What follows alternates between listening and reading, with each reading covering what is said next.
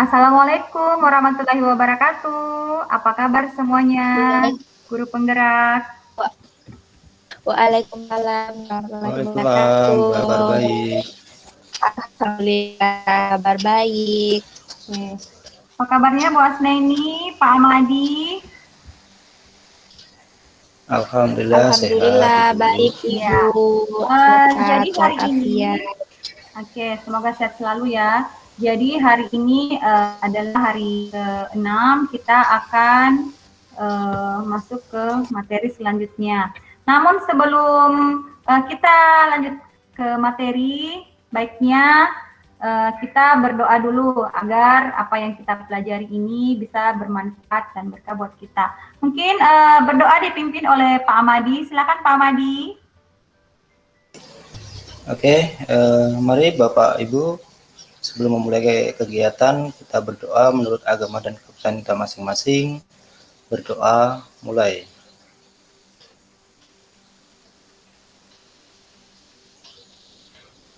Berdoa selesai. Oke, terima kasih. Saya kembalikan ke Ibu Asrini. Oke, nah jadi sebelum kita lanjut ke materi, bagaimana? Kita ice breaking dulu. Siapa yang mau ice breaking? Oke, silakan. Saya. Ya, silakan Ibu Oke. Asrini. Oke, jadi sebelum kita mulai ke materi, mari kita cek apakah kita masih fokus atau tidak untuk mengikuti pelatihan ini. Jadi saya hanya akan menyebutkan beberapa angka, gampang kok. Oke, kita mulai ya. Oke. Siap. Siap? Siap, Bu. Oke. Kita hanya menghitung-hitung menjumlah-jumlah ya. Iya, Bu. Oke, kita coba. 1 ditambah 1. 1 ditambah 1. 2. 2, Bu. Tambah 5 sama dengan? Tambah 5. 2 tambah 5. 7. Salah. Coba lebih fokus lagi. Saya ulangi lagi ya Bapak Ibu. 1 ditambah 1. 2. 2. Tambah 5 sama dengan? Tambah 5. 7, Ibu. 7 lah, Bu. 1 tambah 1. Tadi katanya 2. Ya. 1 tambah 1, 2. Tambah 5 sama dengan 7 ya? Iya. Yakin? 7. Yakin. Coba dianalisis kembali. 1 tambah 1. 2. 2. Tambah 5 sama dengan 7. baru loh ada sama dengannya. 7. 1 tambah 1, 2. 7. Tambah 5 sama dengan. Ayo semangat. Ayo Bapak Ibu semangat. 7. Berapa? 1 tambah 1, 2 tambah 5 sama dengan 18. 18. Ayo dari mana? 18-nya dari mana itu? Saya ulangi lagi soalnya Bapak Ibu. 1 tambah 1, 2. Ya. 1 tambah 1, 2. Tambah 5 sama dengan 18. Ada yang dapat? Bagaimana? Gimana lah, Bu? 1. Oke, jadi saya jawab saja. Iya, 1. 7 ya, berapa? 1. Coba tulis. Boleh dituliskan di kertas 1. Boleh, 1. Iya, 1. Ditambah. 1. Silakan tulis jawabannya berapa? 2. Ditambah. 2. Tambah 5. 5. Sama dengan 18. Oh. Berarti 1 ditambah 12 tambah 5. Begitu, Bu ya? Ya, betul sekali. Tepuk tangan dulu buat Pak Amadi yang dapat konsepnya. Oke. Terima kasih. Oke, kita tepuk tangan. Kita coba Jadi, Satu lagi. kali lagi. Ya. Kita cek nah, apakah kali ini sudah pasti benar ini. dapat Ah, sudah benar nih. 2 2 tambah 1 Tambah 1, 3. 3. tambah 5 sama dengan 20. Nah, langsung ya, dijawab nih. betul. Oke, terima kasih. Oke, Sekali. terima kasih. Oke, terima kasih ice breaking-nya Ibu Asneni. Baiklah, kita lanjut ke materi kita. Nah, sebelum lanjut ke materi, kita review dulu materi sebelumnya. Di mana ini kan sudah hari ke-6, jadi sudah ada beberapa materi yang sudah kita pelajari sebelumnya, yaitu apa itu profil pelajar Pancasila, bagaimana kerangka kurikulum, bagaimana itu capaian belajar. Nah, boleh dari Bapak Ibu review sedikit apa saja profil pelajar Pancasila, ayo. Kita review awal dulu. Profil pelajar Pancasila ada berapa, Bapak Ibu? Ada 6. Ada 6, oke. Apa saja itu? Berkebinekaan global, gotong royong, kreatif. Ya, dilengkapi Pak Madi. Bernalar kritis, mandiri. Ya. Oke. Apalagi? Terus Ketuhanan yang berkebinekaan. Ya. Ya, berkebinekaan global ya. Oke. Global. Baiklah. Nah, dari materi yang kemarin, kita lanjut ke materi yang selanjutnya. Hari ini kita akan belajar atau kita akan membahas kembali. Ibu screen share dulu, apakah sudah kelihatan?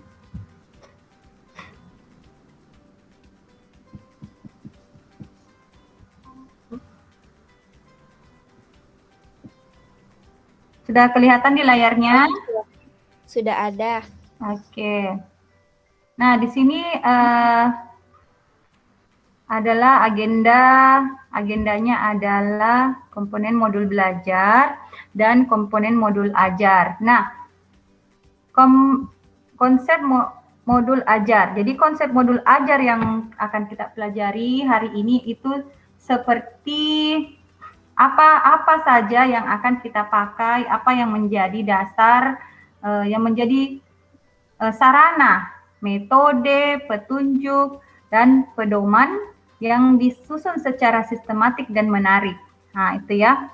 Kemudian modul ajar itu juga adalah alur tujuan pembelajaran yang dikembangkan dari capaian pembelajaran yang kemarin kita pelajari sebelumnya apa saja capaian pembelajaran itu dengan profil pelajar Pancasila sebagai sasarannya.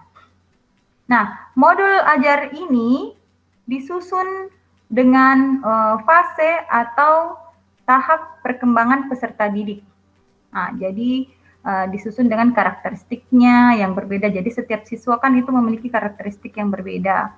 Jadi itu disusun juga dengan tahap perkembangan peserta didik modul ajar ini. Kemudian mempertimbangkan apa yang akan dipelajari dengan tujuan pembelajaran dan berbasis jangka panjang. Itu ya.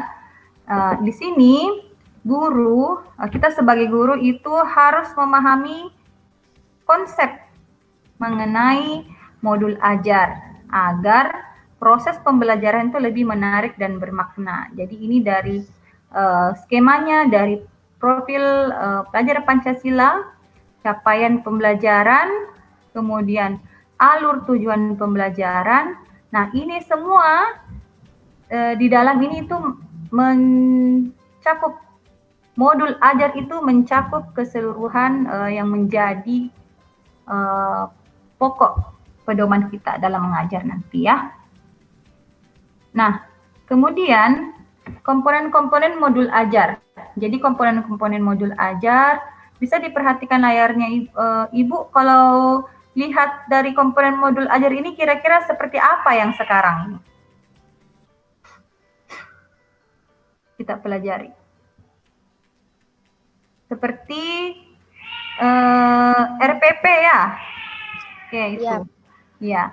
Jadi komponen modul ajar ini di sini guru dalam satuan pendidikan diberi kebebasan untuk mengembangkan modul ajar sesuai dengan konteks lingkungan dan kebutuhan peserta didik. Nah, modul ajar ini dilengkapi dengan komponen dasar dalam proses penyusunan. Nah, komponen modul ajar ini memiliki informasi umum. Jadi susunannya itu kita tulis di atasnya komponen modul ajar. Kemudian ada informasi umum. Di informasi umum itu ada identitas sekolah, ada kompetensi awal, kemudian profil pelajar Pancasila, kemudian sarana dan prasarana mengajar, kemudian apa saja target peserta didik, dan model pembelajaran yang digunakan apa. Jadi model pembelajaran yang digunakan ya sesuai dengan materi kita.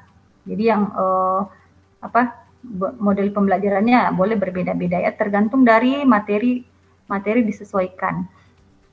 Nah, komponen inti di sini adalah tujuan pembelajaran, kemudian pemahaman bermakna, kemudian pertanyaan pemantik, persiapan pembelajaran, kegiatan pembelajaran, kemudian ada asesmen. Jadi asesmen ini ada beberapa juga ya, ada namanya asesmen formatif dan sumatif itu ya. Di sini juga ada asesmen yang kita sudah pelajari sebelumnya juga, asesmen itu ada juga yang asesmen diagnostik. Jadi semua asesmen itu kita masukkan ke dalam komponen modul ajar ini. Nah, di dalam komponen inti itu ada juga pengayaan dan remedial. Nah, itu ya. Kemudian ada juga refleksi peserta didik dan guru. Jadi misalkan apa-apa saja yang sudah dipelajari oleh peserta didik dan apa saja kesimpulan dari guru. Nah, di sini di lampiran komponen modul ajar itu ada lembar kerja peserta didik, kemudian bahan bacaan guru dan peserta didik, dan juga glosarium. Nah, glosarium ini seperti ada kata-kata penting yang makna dari kata-kata penting, gitu ya. Kemudian ada daftar pustaka. Nah, itu ya. Nah, di sini catatan, selain komponen inti, guru bisa menentukan komponen sesuai dengan kebutuhannya. Itu. Nah, itu untuk komponen-komponen modul ajar. Nah, oke. Jadi nanti komponen modul ajar ini nanti Bapak dan Ibu guru bersama-sama kita membuat modul ajar yang akan kita pakai untuk mengajar nantinya. Oke, saya kira itu untuk komponen modul ajar.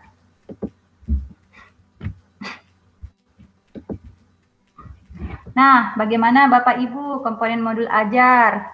Ada juga di LMS-nya ya, nanti bisa dilihat apa saja komponen modul ajar itu. Ada juga di tugasnya di kolaborasi nanti bagaimana membuat, ada sudah nanti skemanya untuk membuat modul ajar itu. Ada template-nya, jadi Bapak Ibu sisa kembangkan.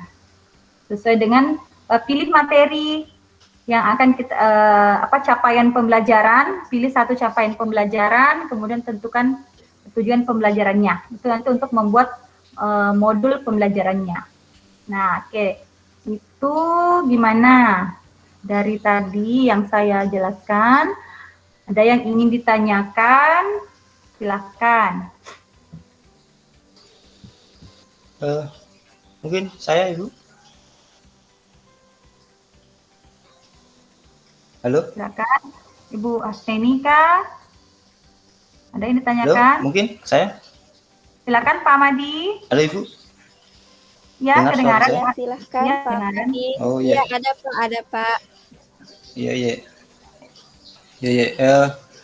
tadi disebutkan bahwa guru dalam satuan pendidikan itu diberikan kebebasan untuk mengembangkan modul ajar sesuai dengan konteks lingkungan dan kebutuhan belajar peserta didik tersebut. Ya. Sedangkan di modul ajar tadi sudah ada komponen-komponennya. Apakah komponen-komponen tersebut itu bisa ditambah atau dikurangi sesuai dengan kebutuhan kita yang di sekolah? Nah, mungkin itu yang jadi pertanyaan saya, Bu. Terima kasih. Oke, bagus sekali pertanyaannya Pak Amadi. Nah, silakan siapa yang mau menjawab? Mungkin Ibu Hasneni, silakan.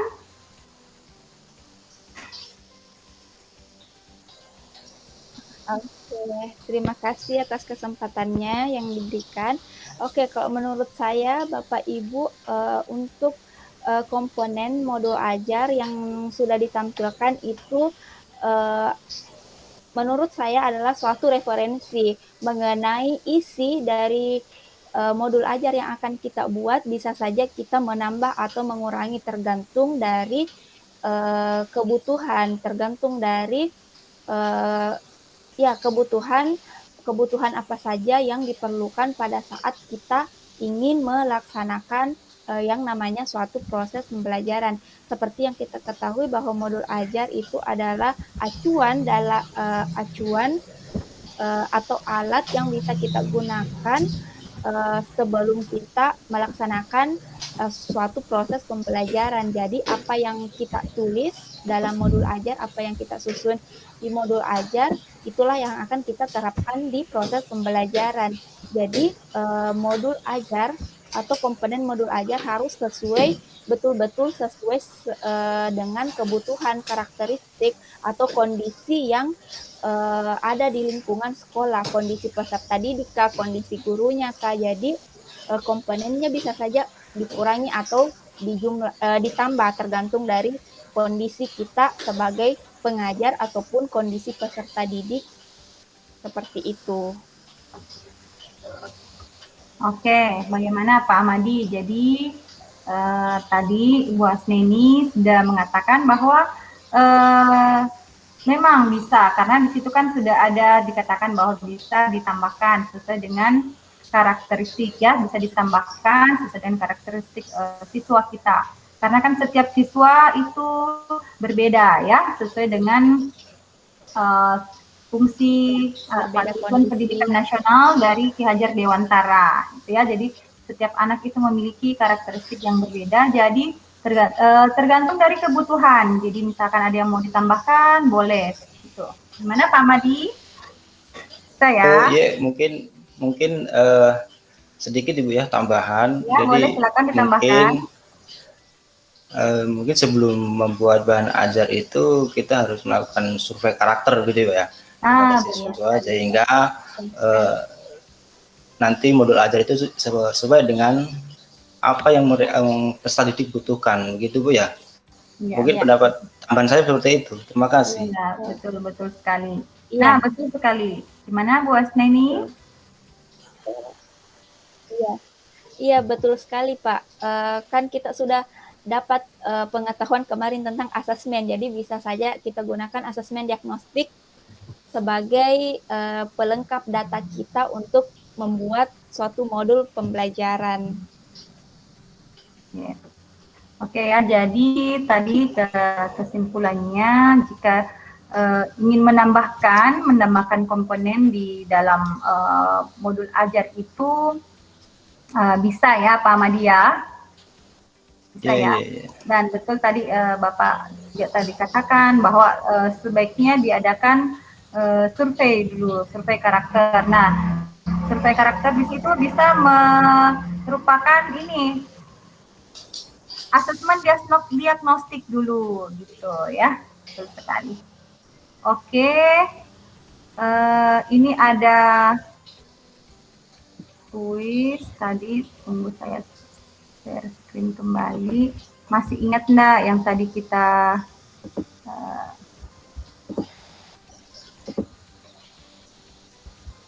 Ibu tadi jelaskan?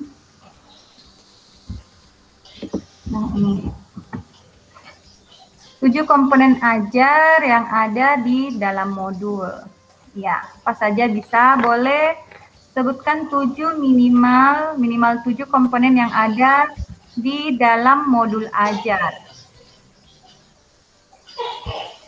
Nah, masih diingatkah tadi yang Ibu jelaskan?